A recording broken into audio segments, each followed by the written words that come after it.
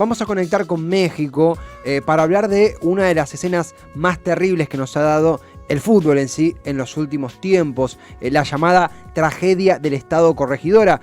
Los pongo en contexto, el 5 de marzo del 2022, 5 días pasaron nada más, durante un partido de fútbol de la Liga de México entre Querétaro y Atlas en el Estadio Corregidora, allí en México, se desató un motín entre los hinchas de ambos equipos, de ambos conjuntos. Los videos que pudimos ver en redes sociales de lo que sucedía en tiempo real en la cancha eran terribles, golpizas, hombres pateando, desvistiendo a hinchas del equipo rival, en una escena de violencia completamente desenfrenada, niños pequeños siendo cubiertos por sus padres para no ser heridos, sacándose las remeras del equipo con el que estaban para no ser golpeados por la barra del equipo contrario. Una locura. Se reportan 26 personas lesionadas, 3 de gravedad. Se habla de fallecidos no reportados por el gobierno local. De esto y más, de este tema tan complicado y tan triste, vamos a conversar con quien es parte de ese gran sitio, ese gran proyecto llamado Cultura Redonda. Desde México nos escucha Abda Barroso. Abda, gracias por estar. ¿Cómo estás? Buenas tardes, acá Esteban desde Cítrica Radio. Hola Esteban, todo bien acá en México. ¿Cómo? Encantado, Abda, en serio, gracias por el tiempo que te haces para charlar. ¿Cómo vienen los días? Sé que vos sos hincha del Atlas. ¿Cómo está la comunidad? ¿Y qué lectura se puede hacer de lo que ocurrió? ¿Cómo está todo 5 días después? Bueno, hay un montón de cosas para charlar de este tema, ¿no? Ya diste un preámbulo bastante acertado, bastante cercano a lo que ocurrió el 5 de marzo, que me preguntaban algunos de tus paisanos allá en Argentina si había algo más allá de lo futbolístico en esta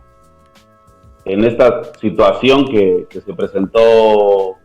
Podría parecer medio de la nada, ¿no? Uh-huh. Pero tiene sus antecedentes y bueno, lo que preguntas de cómo han ido transcurriendo los días, pues primero en los días iniciales de mucha incertidumbre, ¿no? De no saber en realidad si había muertos, no tener la certeza porque no se conocían los nombres, se hablaba de desaparecidos, de ver cómo otra vez en México imperaba el silencio de las autoridades y las horas pasaban, ¿no? Si tuviese pues una información certera y acorde a las imágenes que tú bien mencionas que estuvieron circulando, ¿no? Creo que todos, o bueno, la gran mayoría que pudo ver los videos, no te explicabas que no hubiese oficialmente cifras de personas fallecidas, no porque uno quiera que pasen estas cosas, pero era y sigue siendo incongruente el hecho de que la autoridad se manifieste diciendo que no hay personas fallecidas. En los últimos 2 o 3 días ha habido algunas manifestaciones posteriores a la postura y a las sanciones que determinó la Liga MX, obviamente de repudio hacia la Liga MX, y se están extrapolando quizás estas posturas que ya venían dándose con el tema del grito homofóbico. Hay aficiones que están incitando a que se continúe con el grito homofóbico para que suspenda a México del Mundial, y por otro lado está quien tiene la sartén por el mango, que son los directivos, que no van a ceder, digamos, su postura en cuanto a que lo prioritario termina siendo siempre el tema económico. Abda, ¿cómo es eso, perdón, del grito homofóbico? Tengo entendido que ese reclamo porque México se ha descalificado del Mundial, incluso de los hinchas mexicanos, pero ¿cómo sería eso del grito homofóbico? ¿Cómo es? Bueno, como bien sabes, o bueno, si no recuerdas este tema del grito homofóbico, hay en México una palabra que utilizamos bastante, que es la palabra puto, que tiene en ciertos contextos una connotación discriminativa, se puede decir, hacia la comunidad homosexual, claro, pero que para el mexicano es bastante común. Digamos que la palabra en sí encierra un contexto más de una persona temerosa, una persona cobarde a un tema de preferencias sexuales, ¿no? Total. Sin embargo, la FIFA ha sancionado en reiteradas ocasiones a la Federación Mexicana de Fútbol con multas económicas, con vetos a los estadios por este grito de la afición, y estaba dentro de la severidad de las sanciones que vayan aumentando, el hecho de empezar a perder puntos en la clasificación, hasta un tema de quizás que México termine por no acudir al Mundial, que se ve complicado por la posición económica que tiene la selección mexicana para la FIFA en un Mundial. Entonces, están estas cuestiones encontradas entre el aficionado de a pie que finalmente lo único que hace es apoyar a su equipo y que entiende que cada vez se da cuenta de que con el cinismo y el descaro, al final las decisiones terminan siendo siempre en función de lo económico, más allá de lo deportivo y más allá de la seguridad en este caso o de lo que sea importante para el aficionado, ¿no? Creo que es en esta cadena del fútbol mexicano el último eslabón y el menos importante. Y habla en ese sentido, porque mencionabas, vamos a hablar de las sanciones, ¿verdad? A Querétaro y a Atlas, pero mencionabas los antecedentes. Sé que por redes sociales ha habido como una pica increyendo entre Atlas y Querétaro, pero ¿por qué en ese partido? ¿Por qué en la Corregidora? ¿Por qué en esa fecha? ¿Por qué en esas circunstancias? ¿Cómo se explica que estallara allí esta masacre? Sí, bueno, a ver, Atlas históricamente ha sido un equipo de media tabla para abajo, un equipo que pelea permanentemente o no permanentemente, pero seguramente la mayoría de su historia ha peleado por no descender, no por mantener la categoría. Lo mismo Querétaro, es un equipo que nunca salió campeón del fútbol mexicano y en el 2007 jugaron un partido que pues terminó por ser definitorio, ¿no? Ambos estaban peleando este tema de no descender, ganó el Atlas en aquella ocasión y desde entonces se polarizó o se empezó a dar este odio entre las aficiones, esta rivalidad más marcada. En el 2010 hubo una visita de Querétaro al Estadio Jalisco y hubo apoyo de la barra de Chivas, que es el acérrimo rival del Atlas, por parte de Querétaro, y hubo ahí algunos enfrentamientos afuera del estadio. Y tú preguntas por qué ahora, ¿no? Creo que el punto fundamental es que el Atlas fue campeón. Claro. Entonces, la hinchada de Querétaro se sentía agredida, vamos a decir, o quizás, no sé, sí. Sentía que la afición del Atlas iba todavía, si de por sí tenían esa rivalidad, claro, iba a extrapolarse o iba a manifestarse de mejor forma, porque si peleando el descenso la afición se comportaba como se comportaba, ahora siendo campeones, pues iba no sé, a ser más llamativo el hecho. Claro. Sí, exactamente, eso ha sido reiterativo entre las aficiones de Atlas y Querétaro. Es algo de lo que siempre se ha quejado mucho la afición de Querétaro, ¿no? Por parte de la afición del Atlas, y es una realidad. Eso no, cada vez que hay enfrentamientos, como dices, los cánticos están, ¿no? Hacia el equipo que se fue a la vez, que es algo bastante común. Pero creo que era lo que ya veníamos orquestando bastante bien, que por este tema de cómo se infiltran las barras dentro de incluso las directivas o de la estructura de un club, tenían el control de cómo hacer lo que hicieron, ¿no? O cómo tener la sartén por el mango en este caso, más allá de lo que la directiva pudiese haber previsto. Creo que fueron bastante, no midieron lo que podía llegar a ocurrir, no lo dimensionaron y terminó pasando lo que pasó, ¿no? Y Abda, en ese sentido, estamos conversando con Abda Barroso desde México, él es integrante de Cultura Redonda, gran proyecto periodístico que cubre todo el continente, de argentinos, de México, de Uruguay. Estamos hablando de lo que ocurrió en el Estadio Corregidora, es el estadio donde hace local el Querétaro, equipo que se enfrentó al Atlas en un partido que decantó en una masacre en dicha cancha. Porque justamente mencionabas esto de la barra copando incluso la capacidad logística de la directiva. Veíamos imágenes de nuevo, lo charlo con vos para ver si es así, si vos lo ves igual. Guardias abriendo la puerta para habilitar que los hinchas del Querétaro vayan a buscar a los del Atlas, que estaban de visitante.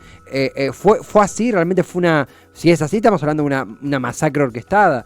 ¿Cómo fue eso? ¿Cómo fue esa habilitación? Sí, bueno, de acuerdo a las versiones que se han escuchado, de acuerdo a lo que uno puede leer, de acuerdo a lo que uno puede ver e interpretar, el tema fue más o menos así, ¿no? Te digo, ya estaba este antecedente entre las dos aficiones, ya estaba esta rivalidad bastante marcada. Querétaro en el último tiempo, bueno, la afición de Querétaro ha tratado de convertirse en una barra bastante fuerte, ¿no? Que hace valer el territorio y estas cuestiones que tienen las barras, ¿no? Y en este tema que tienen las directivas a veces de ahorrar dinero, a ver, cuando va a haber un partido, la liga le solicita una cierta cantidad de personas de seguridad, ¿no? Uh-huh. La policía municipal, en este caso, tiene un costo más elevado que una empresa que pueda proveerles guardias de seguridad, ¿no? Incluso se hizo conocido como algunos panfletos o algunas convocatorias de cómo reclutaba esta empresa que trabajaba con el Querétaro y solamente pedía que llevaran ropa negra y credencial de elector, que sería el DNI allá, claro. Y no mucho más, era lo único que pedían, ¿no? Entonces, para la barra de Querétaro fue bastante fácil haber infiltrado gente, ¿no? Porque claro, no había ningún problema, no había ninguna dificultad, y por eso es que termina siendo llamativo el hecho de que los mismos guardias estuviesen abriendo la jaula, como se le conoce, claro, a la parte donde estaba la barra del Atlas, ¿no? Cuando se abren todas las puertas todos los accesos hacia la parte donde estaba la barra, hay otra parte de los guardias de seguridad que digamos que no estaban coludidos con la barra, que abren el acceso a la cancha y a todos los pasillos del estadio, ¿no? Uh-huh. Y ahí es donde se desató el infierno, porque ya no iban particularmente sobre barras del Atlas, sino sobre aficionados en general, y por eso se vio lo que se vio, ¿no? Pero era lo que ya estaba planeado previamente. Incluso hay algunos testimonios de gente, de aficionados del Atlas, que les sorprendió mucho el tema de cómo manejó el acceso en esta ocasión la gente de Querétaro, porque les dijeron que solamente podían llevar una playera, les hicimos acá una remera, dicen ustedes, uh-huh, no una camiseta debajo, no más ropa, no chamarras, uh-huh, no algo más con lo que pudieran en un momento pasar desapercibidos, ¿no? Sino que estuvieran tener la capacidad la gente del Querétaro, de la barra del Querétaro, de tener plenamente identificado a los aficionados rojinegros, en este caso, ¿no? Los aficionados del Atlas. Claro, algo premeditado. Es realmente impactante, es terrible. Tener el antecedente, tener este contexto que vos nos permitís tener, Abda, nos permite comprender un poco las terribles imágenes que llegaron a todo el mundo sobre lo ocurrido en la Corregidora, en México, en el partido entre Atlas y Querétaro y Atlas, mejor dicho. Tenemos unos minutos para cerrar. Quería hablar de las sanciones. Puntualmente, pérdida del partido a Querétaro por 3-0, se le inhabilita a jugar con público por 1 año, una multa económica. Tengo entendido que las sanciones van por ahí. Parecen, a mi humilde mirada, insuficientes. Te consulto cómo está el fútbol, la comunidad de México en sí con estas sanciones. Tengo entendido que también se exigió al Querétaro que el club sea vendido, y un poquito ya lo comentás, pero si querés también para cerrar, si va a repercutir en algo al equipo nacional mexicano, en tu opinión, esto que ocurrió, sea de sanciones o lo que fuere, a partir de lo sucedido en Corregidora. Bueno, en las primeras horas, las horas posteriores a la masacre, como bien dices, parecía bastante claro que iban a terminar desafiliando al Querétaro.